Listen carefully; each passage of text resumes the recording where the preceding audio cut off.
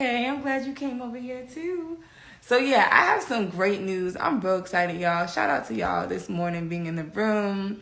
I'm not gonna hold y'all too long, but I do want to share a bit about my story and what we got going on and what I'm super excited about. So if you can bear with me, Kay, as I tell the story again, and if everyone here can take a 10 minutes with me, I would love to share with y'all what's going on and what we're doing because great things are coming. I appreciate you, girlfriend. Hey, Elena. So here it goes. I'm gonna start from the bottom.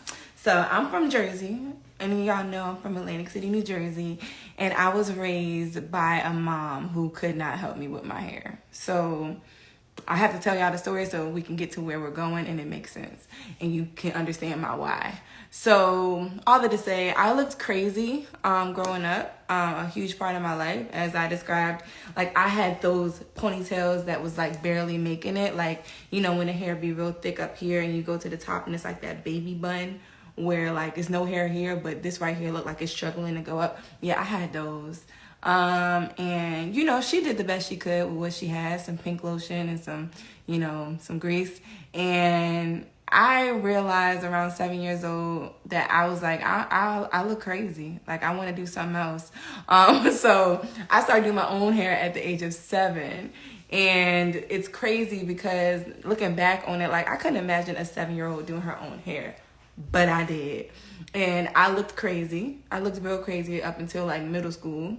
And then come middle school, it didn't look like I was doing my own hair. It actually looked like, you know, I might have got my hair done by somebody around the block, you know. And that's when I started playing with box braids. And then in high school, some of my friends, you know, they used to see my hair braided and they was like, who does your hair? And I'm like, I do. So then I started braiding my friend's hair, started doing weaves in my friend's hair. And eventually, you know, I was like the hair girl around the corner. And I met my best friend Aisha, who's from Virginia, and she was the first one was like, yo, you got growing hands. Like you got that good. So she wouldn't let me out her sight without doing her hair. So I used to do braids in her hair. I used to cut her hair. I used to do bangs in her hair. And she was just so happy. She was from Virginia. And she was like, you know, is nobody out here who really does hair. So she was happy when we met in Jersey and I was able to do her hair for her. So fast forward, I actually was a blackjack dealer at the casino. I don't know if anyone knows this. And I used to be a cocktail server. In both jobs, you were required to look real cute. Like you used to have to look like money because you were supposed to attract people to spend money. So I used to have my weave like slayed, long back bundles down my back. And I used to do my coworkers' weaves and stuff. So I was the weave girl who hooked people up with their weaves. And that's kind of how I started to play around with those. And I did that all through college. And then at the end of college, my mom was like, well, what are you going to do? And I'm like, I don't know. And she was like, well, what would you do if you didn't get paid for it? Like, what do you love? Like, what brings you joy? And I'm like, hair. I love hair. And she was like, well, you should do hair. Like, that should be your career path. And I'm like, that's not a real job, Mom. I ain't going to make no money doing hair. Like, that's not a real career. And she was like, well, if you love it, you'll do well. And I'm like, nah, that's not how that works. And she's like, yeah, sincerely. If you love what you do, you'll put your all into it and you'll never work a day in your life. And I'm like, okay. Let's try this thing out. So that's when I decided to move to Richmond. Because my best friend who said I had growing hands and thought I was amazing, she was from Richmond and she had moved back to Richmond. So I'm like, I'm going to go where my like rollie is. I'm going to go where someone I know believes in me.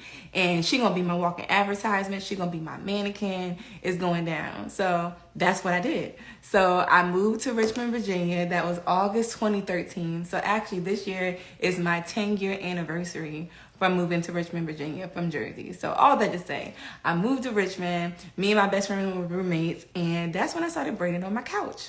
So I was doing box braids, I was doing crochet, I was doing wigs, I was doing everything on the couch. Everyone from my church was getting invited to the couch, and it was going down. Like, it was a great experience. I didn't know what was going on. I was actually working at Sears Auto Center in Willow Lawn, writing up oil changes that I know nothing about while I was doing hair on my couch.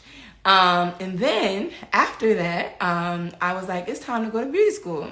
So I went to beauty school 14, me and my best friend. Not me, my best friend, but my best friend was there to, cheer me on.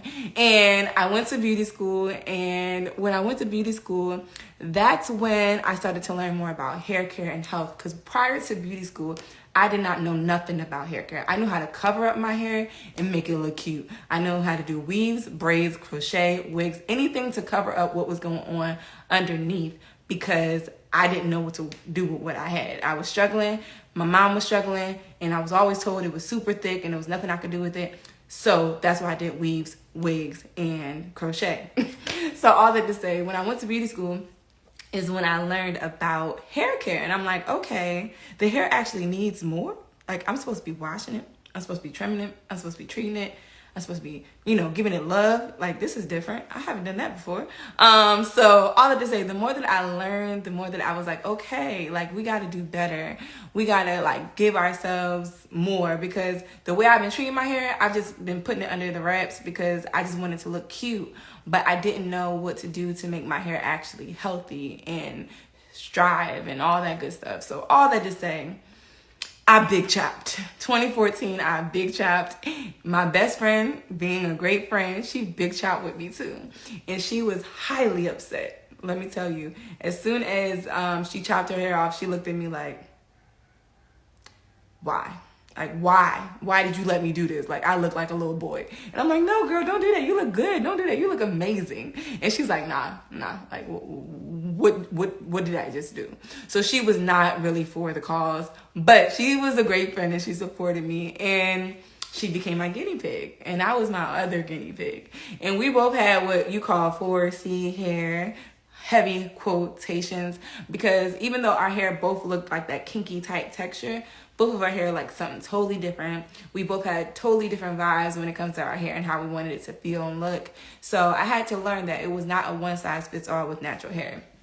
So nonetheless, I still started doing crochet just to cover us up in our awkward period, and just to help us to kind of better embrace where we were. Because crochet, you could get kinky hair. So I started to play with like kinkier textures that look like natural hair while we were still in that awkward stage.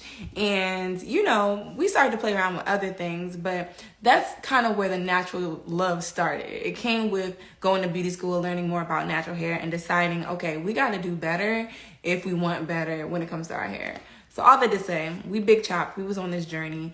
And then I graduated school 2016. Hair was growing. I was probably about 7 inches, probably like right about here. And I started working at salons, and I was assisting. And assisting at salons, I was involved with some things, and I was the guinea pig for some things. And I was at a predominantly white salon I was working at, and I wanted my hair colored.